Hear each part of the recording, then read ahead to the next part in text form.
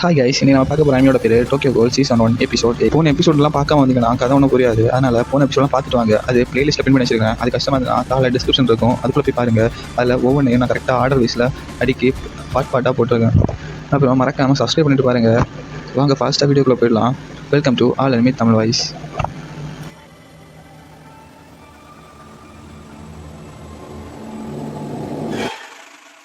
இந்த அனிமையோட ஸ்டார்டிங் சீனில் சிசிஜி தான் காமிக்கிறாங்க. அங்கே ஒரு ஆள் புதுசாக வேலைக்கு வரான். பார்த்தா இதுதான் நம்ம அசிஸ்டன்ட் பைப்பில் சின்ன வயசில் இருந்தது. அசிஸ்டன்ட் புதுசாக வேலைக்கு வந்தனால அங்கே இருக்க எல்லாரும் இன்ட்ரடியூஸ் பண்ணிட்டு இருக்காங்க. அப்போ அவங்களோட ஹெட் கமாண்டர் வராரு.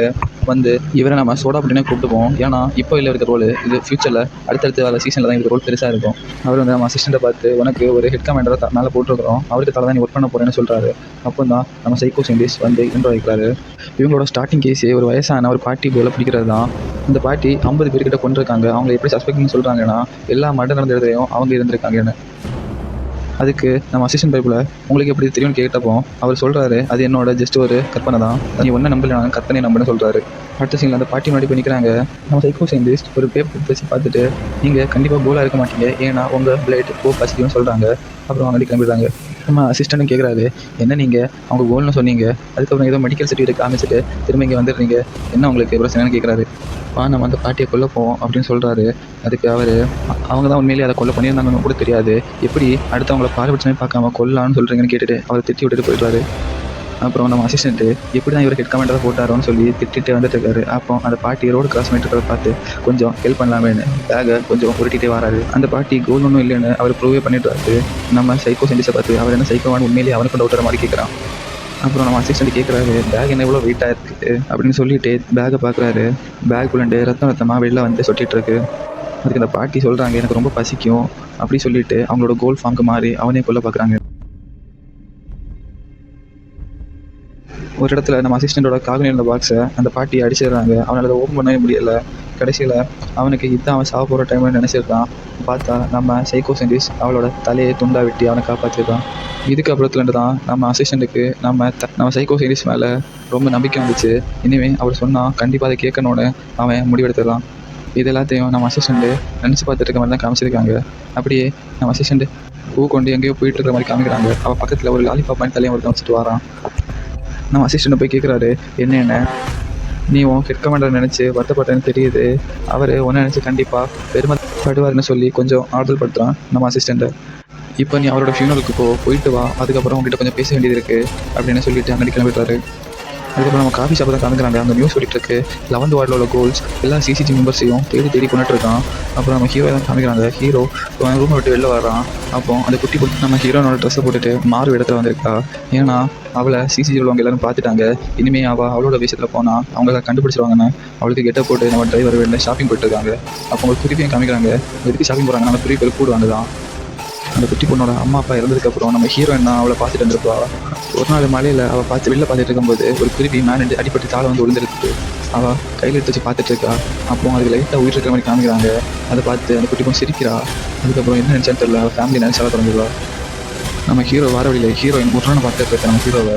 அதுக்கப்புறம் நம்ம ஹீரோ கிட்ட அவள் கேட்குறா, அந்த குட்டி பறவை எங்கே இருக்குது, யார்கிட்ட இருக்குன்னு. அதுக்கு நம்ம ஹீரோ அது நம்ம ஓனர் தான் தோளில் வச்சிருந்தான்னு சொல்லி அங்கிட்டு கிளம்புறாங்க. நம்ம ஹீரோனை பார்த்துட்டு என்ன அப்படி பார்க்காத அவனை கொண்டு வரேன்னு சொல்லி மறக்கிறா.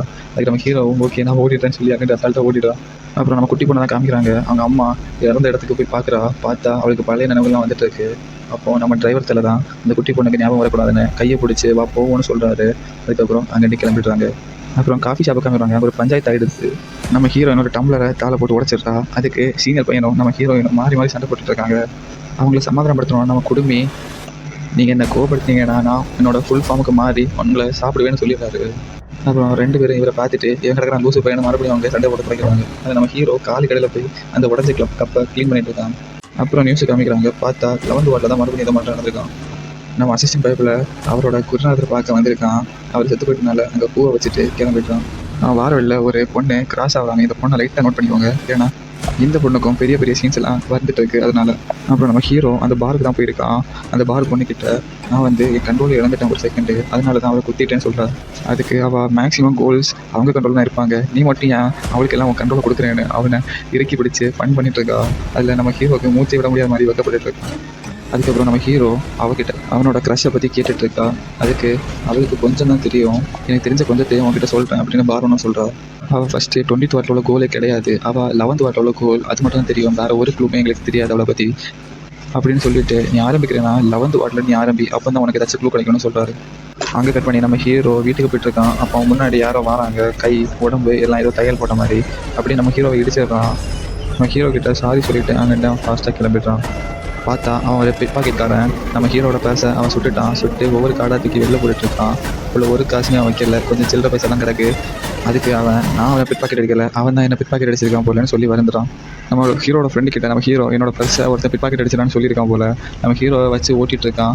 அதுக்கப்புறம் நம்ம சீனியர் பைப்பில் இங்கே வந்து நீ போலீஸ்கிட்ட ஏதாச்சும் கம்ப்ளைண்ட் கொடுக்குறேன்னா கொடுத்துக்கோ, அப்போ தான் உனக்கு கிடைக்குன்னு சொல்கிறாரு. அப்புறம் மறுபடியும் நியூஸில் சிசிஜி 11th வார்டு 20th வார்டுலையும் நிறைய பேரை உள்ளே இறக்குறாங்கன்னு சொல்லியிருக்காங்க போல். அது நியூஸில் ஓடிட்டு இருக்கு. நம்ம ஹீரோட ஃப்ரெண்டு கோல்ஸை பற்றி கொஞ்சம் ரிசர்ச் பண்ணிட்டு இருக்கான். கோல்ஸ்லேயே நிறைய டீம் இருக்குது. அதில் ஒன்று பெஞ்சீட்டர்ஸ், அப்படி கொஞ்சம் குரூப்ஸுக்கு பேர் சொல்கிறான். மாஸ்க் அப்படிப்பட்ட டீம் இருக்குது. அதில் 20th வார்டில் நிறைய கோல் இருக்கிறதா சந்தேகப்படுறான் இவனும். நம்ம ஹீரோ இதெல்லாம் உனக்கு எப்படி தெரியும்னு கேட்குறான். நான் தூக்கம் இல்லை, நைட்டு இவரோட ஷோவெல்லாம் பார்ப்பேன், இவரோட புக்கே வாங்கி வச்சுருக்கேன் பார்த்துக்கோன்னு சொல்கிறான். நம்ம ஹீரோ இது புக்கை பார்த்தா வளருதுன்னு சொல்லி எப்படியோ பெருமிச்சு விட்டுறான். அடுத்த செகண்டில் அவனுக்கு டைம் ஆச்சுன்னு சொல்லி ஃபாஸ்ட் அங்கே கிளம்பிடுறான். அவனுக்கு நம்ம ஹீரோ கோல்னு தெரியும், அவன்கிட்ட எதுவும் கேட்காமலே இருக்கான் இன்னும். அங்கே கட் பண்ணி சிசிஜியோட ஹெட் ஆஃபீஸை காமிக்கிறாங்க. நம்ம லாலிபாப் தலையை நம்ம அசிஸ்டண்ட்டை கூப்பிட்டுருப்பான். அங்கே போய் பார்த்தா அசிஸ்டண்ட்டு 2 பேரை காமிக்கிறான். இவங்க தான் இனிமேல் உனக்கு பதிலாக 20th வார்டை வழிநடத்த போகிறாங்க, இவங்க தான் அங்கே உள்ள எல்லா கேஸையும் ஹேண்டில் பண்ண போகிறாங்கன்னு சொல்கிறான். அங்கே ஒரு குட்டி பையன் இருக்கான். அவன் நம்ம அசிஸ்டண்ட்டோட பயங்கரமான ஃபேன். அவனை பற்றி ஒரு நாள் ஃபுல்லாக பக்கத்தில் எங்கிட்ட சொல்லிட்டு இருந்திருக்கான். அப்புறம் லாலிபாப் தலையை நம்ம அசிஸ்டன்ட் கிட்ட சொல்கிறான், உனக்கு எனக்கும் வேறு ஒரு மிஷன் அப்பாயின்மெண்ட் பண்ணியிருக்காங்க, நாம் அங்கே தான் போக போகிறோம்னு சொல்கிறான். அப்புறம் காஃபி ஷாப்பை தான் காமிக்கிறாங்க. அங்கே நம்ம ஹீரோ சீனியர் குடுமி பேசிகிட்டு இருக்காங்க. இப்படி கோல்ஸுக்கும் ஹியூமன்ஸுக்கும் பிரச்சனை நடந்துட்டுருக்கு. இதனால் என்ன பிரச்சனை வர போகுதுன்னு கேட்க அதுக்கு நம்ம குடுமி ஒரு வேர்ல்டு வாரே வர போகுதுன்னு ஒரு சீனை போடுறோம். அதுக்கப்புறம் அந்த குருவியை தான் காமிக்கிறாங்க. நம்ம ஹீரோயின் அந்த குருவியை பார்த்துட்டு அந்த சிசிடியோட சைக்கோ சீனிஸை கொண்டதை பற்றி யோசிச்சு பார்த்துட்டு இருக்கா. ஏன்னா அவங்களுக்கு ஒரு ஃபேமிலி இருக்காங்க, அவங்களும் கஷ்டப்படுவாங்கன்னு. நம்ம ஹீரோவும் அந்த டைம் அந்த ரூமுக்கு வந்துடுறான். நம்ம ஹீரோயின் ஹீரோ கிட்ட எல்லாருக்கும் ஒரு ஃபேமிலி இருப்பாங்க தானேன்னு சொல்கிறா. அப்புறம் ஒரு ஃப்ளாஷ்பேக் காமிக்கிறாங்க. ஒரு அக்காவும் தம்பியும் குட்டி பறவையை பார்க்குறாங்க. அந்த குட்டி பறவை கடிபட்டிருக்கனால அவங்க அதை பார்த்துட்டே இருக்காங்க. அதுக்கப்புறம் பின்னாடி ஒரு ஆள் வந்து இந்த குருவி உங்களுக்கு பிடிச்சிருக்குன்னா நீங்களே வச்சுக்கோங்கன்னு சொல்கிறான். பார்த்தா இதுதான் பிள்ளைங்களோட அப்பா. அதுக்கப்புறம் அந்த குட்டி பறவைக்கு சாப்பாடுக்கு புழு எல்லாம் பிடிச்சிட்டு இருக்காங்க. அப்போ அந்த குட்டி பையனுக்கு புழு கண்டாலே சுத்தமாக ஆக மாட்டேங்குது. அந்த பொண்ணு தான் எல்லாத்தையும் பிடிச்சி அப்பா முன்னாடி காமிக்கிறா. அவரும் ஓகே இதெல்லாம் அந்த குருவி சாப்பிடுமான்னு தெரியல, எனக்கு கொஞ்சம் மாதிரி கண்டிப்பாக சாப்பிடும் சொல்லி அந்த குழந்தைங்களை ஆறுதல் படுத்துறாரு. பார்த்தா அதில் ஒன்று நம்ம ஹீரோயின், அதுக்கப்புறம் அவளோட தம்பி தான் அது. அப்பா சொல்கிறாரு, நீ தான் உன்னோட தம்பியை பத்திரமா பார்த்துக்கணும். அதுக்கப்புறம் அந்த குட்டி பையன்கிட்ட சொல்கிறாரு, நீ தான் உன் அக்காவை ப்ரொடெக்ட் பண்ணணும்னு. அப்படியே சந்தோஷமாக இருக்கிற மாதிரி காமிக்கிறாங்க. அப்புறம் நம்ம ஹீரோ கிட்ட ஹீரோன்னு கேட்குறான், உன் ஃபேமிலியை பற்றி சொல்லுன்னு. நம்ம ஹீரோ அப்பா சின்ன வயசில் நான் கண் முழிக்க முன்னாடியே செத்துட்டாரு, அம்மா ஸ்கூல் படிக்கும்போது செத்துட்டாங்கன்னு சொல்கிறான். நம்ம குட்டி பொண்ணாங்க வாரா. பார்த்தா அவளுக்கு யாரோ முடிவெட்டி விட்டுருக்காங்க. யார் உனக்கு முடிவெட்டி விட்டதுன்னு கேட்க நம்ம ஹீரோயின் தான் கை காமிச்சிட்றா. அதுக்கு நம்ம ஹீரோயினை பார்த்து நம்ம ஹீரோ நல்லா பாராட்டுறான், ஐஸ் வைக்கிற மாதிரி. அப்புறம் கூண்டில் இருக்கிற குருவி ஹீரோனோட கண்ணும் சிவக்குதுன்னு சொல்ல அந்த குருவியை போட்டு டார்ச்சர் பண்ண தொடங்கிடுறா. வாயை மூடு இல்லைன்னா அவனை சீனிச்சட்டில் போட்டு பிடிச்சிருவேன்னு சொல்கிறான். அதுக்கு நம்ம குட்டி பொண்ணு ஹீரோவை பார்த்து விழுந்து சிரிக்கிறாங்க. அடுத்த சீனில் நம்ம ஹீரோட ஃப்ரெண்டை தான் காமிக்கிறாங்க. அவன் எங்கேயோ உட்காந்து ஜூஸ் குடிச்சிட்டு இருக்கான்.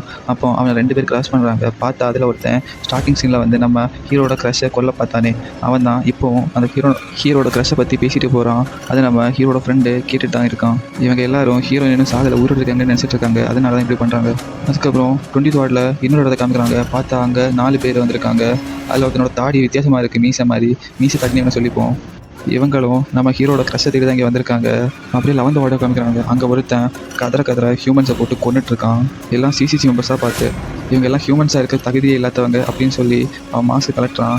பார்த்தா இவங்க எங்கேயோ பார்த்த மாதிரி இருக்க மாதிரி எனக்கு ஃபீல் ஆகுது, உங்களுக்கு ஃபீல் ஆச்சுன்னா சொல்லுங்கள்.